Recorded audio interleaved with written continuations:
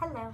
All right, this is part 2 of a 2-part video on meditating. This is the actual how to meditate, and I have meditation aid Spencer with me.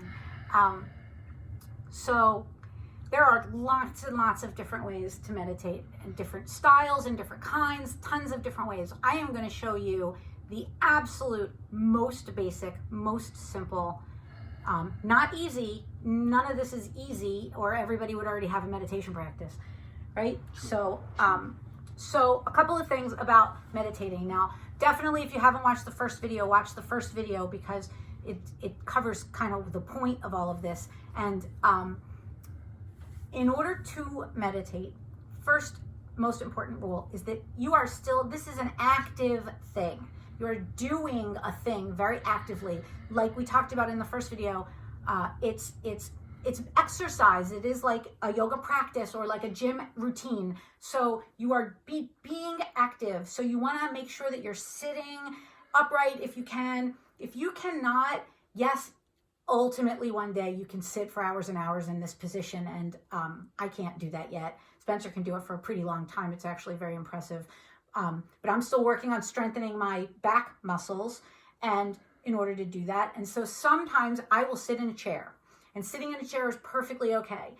Also, if you have any kind of physical issue, laying down in Savasana is also a perfectly fine way to do it. In corpse pose, you want to describe what corpse pose is? Just lying on your back with your hip, arms to the side, palms facing up, heels are together, and toes are flaring out. That's Shavasana, that's called corpse pose, and that's a yoga pose that we use usually at the end of practice.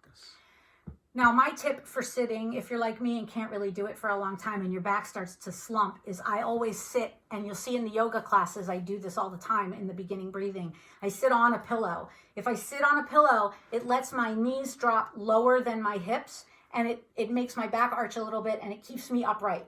So for me, this is a really comfortable, a much more comfortable way to sit. You also can, like Spencer, this is why I'm taller than him. This doesn't usually happen. Look how tall I am. You can just sit, cross-legged. What do you do with your hands? A couple different things you can do with your hands. This is not hippie hands for here. The way that I was taught when I was younger is that you're making a connection. You're creating, you need continuity. You're like a circuit. So some people put their hands up in a mudra, in like fingers together. You can do first finger, second finger. We can cover another time what all of those mean. They have meanings, but don't even worry about it. But you're just creating a link. So if your hands are palmed up, you do want to make sure your fingers touch. If you are palms down, you can just put your palms right on your legs, anywhere on your legs that's comfortable. One thing that people do to figure out where comfort really is from the side, bend your arms so that your arms are at the side, and then lower them to wherever on your leg that is. So you're not reaching for your knees, or you're not trying to find an awkward spot. Wherever your hands land, that's your shoulder level position, that's a good spot. You also can put your left hand inside your right hand. Now, again, in this video, I don't think there is a right or wrong, to be honest. Doing it is all that matters. If you put your hand inside your other hand, it's best to keep your thumb on the inside. So you're just resting like in the little cup inside a cup. And whichever of these methods is comfortable for you, that's the one you're going to pick. The suggestion is, though, whichever one you pick for that meditation practice, that's the one you're going to do. So you're going to potentially be our timer, I think. Okay. So that's how you sit and how you hold your hands. The next thing is what you're actually going to be doing. So there are a couple of different, very simple methods for meditation. And we'll cover some guided meditations later. This is by yourself, silent meditation. And I'm going to give you a couple of options. Option 1, completely silent in your own head. Notice your breath coming in. Notice your breath coming out. You are silently focused on your breath in and out. Option number 2 is a slight variation of that, which is count your breath. 1, 2, 3, 4. In, 1, 2, 3, 4. Out. But you're counting silently inside your head. If the counting works for you, that's great. If the silence works for you, that's great. Option number 3 is you can say something like Om. Om is a great word. It basically means if it were possible for this to be the entire universe right here, and you could manage to pull yourself away from the entire universe and look at it over there, the noise that would be happening from the universe would be this. Om. It has a start and it just goes on. And it is the noise that is everything. Om is a universal sound. It means everything. And it is a great, there's lots of other words, but it's a great starter and forever use word to meditate, right? Om on the breath in, Om on the breath out. But again, you're doing it silently inside your head. So that's what you're doing. So I'm going to give you a quickie demo that Spencer's going to do. So he's going to sit in an active posture. Eyes open or eyes closed? That's a great question, Spencer. So you can do either. You can have your eyes closed. There is absolutely the chance that you will fall asleep. This does not mean you failed at meditation.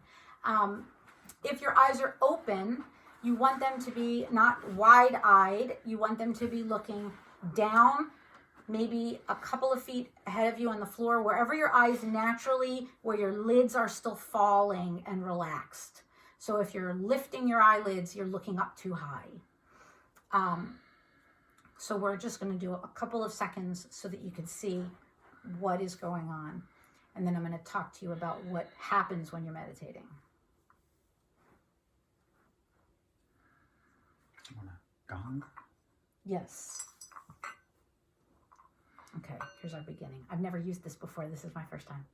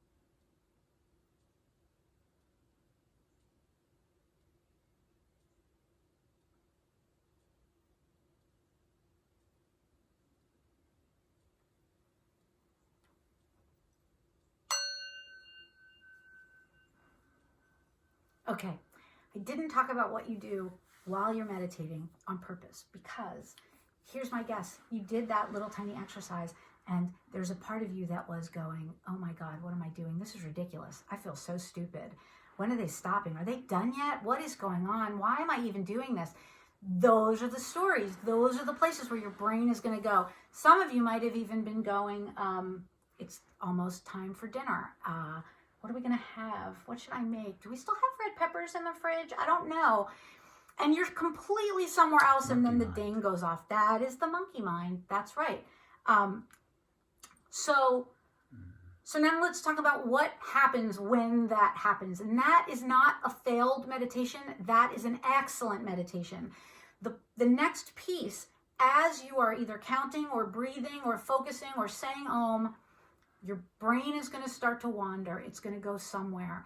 And at some point while that's happening, you're going to realize, hey, I'm supposed to be meditating. I'm meditating. Wait. These are just thoughts. And so you're going to say this one word in your head, thinking. And the reason why you're going to say that specific word, where there's lots of options for other things, you're going to say that specific word because it's not a judgment. You're not going to roll your eyes. You're not going to say, oh, You're not going to say anything that is a judgment of what just happened. You're going to say thinking in your head and come back to the breath or the om or the counting, right? So I do.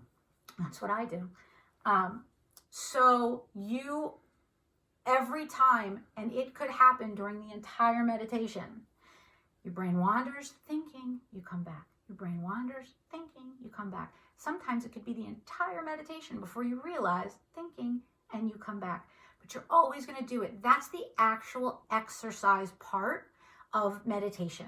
And I can promise you that if you do it every day, you will start to recognize the thinking sooner. Your frustration with the thinking will decrease. And when you're not meditating, you will start to catch yourself drifting and telling yourself stories. And you'll be able to do the same thing in your everyday world. How long are you going to do this? You are going to start with 2 minutes or 3 minutes or 5 minutes. Whatever is going to work best for you based on your life and your what's going on in your house. I know some of you have a lot of activity and your ability to sit. And my last recommendation is that you set a timer. I find that if I set a timer on my phone to go off in those 2 minutes, then I don't have to keep peeking at the clock and I stop. My brain stops doing the whole, is it time yet? Is it time yet? Is it time yet? Because then I can just trust that when the timer goes off, it's time. So is there anything else? The only other thing that I would talk about is maybe setting up a space, you know, a regular space in your home where you might have a little bit of privacy. The room you're looking at behind us is my space, and I have a little altar. Maybe we'll show that at another time. But I have kind of my own little altar. I have a little chime in there. I have a candle. I have some important trinkets from different parts of the country and the world that I've been to that mean something to me. So that's kind of, you know, setting up your own spot where you can sit and just be comforted by what is sitting around you. And it'll be different for everybody. Right. And if you're just starting and you think that feels uncomfortable, you can just start in your own room. Sometimes I'm going to specifically speak to people who have little kids, because when I was meditating when my child was really young, I could not leave. I had really great space. I have a great space in my living room. And that's great when there's nobody in my living room. But right now, especially when absolutely everybody is somewhere, sometimes Might be sitting in your bathroom. Right. It could be With the door locked and closed. It might even be in your bed. Right. Like wake up, Right. sit First thing up in the morning. and just meditate in your bed. So maybe we'll do a video. We'll show what your space looks like, and I'll show mine at home, and we can talk about that. But really, right now, you are just looking to do it. So we will do a 5-minute meditation in another video together that will keep you company and will be your timer if you want. So that's it for now, yes? Yep. Namaste. Namaste.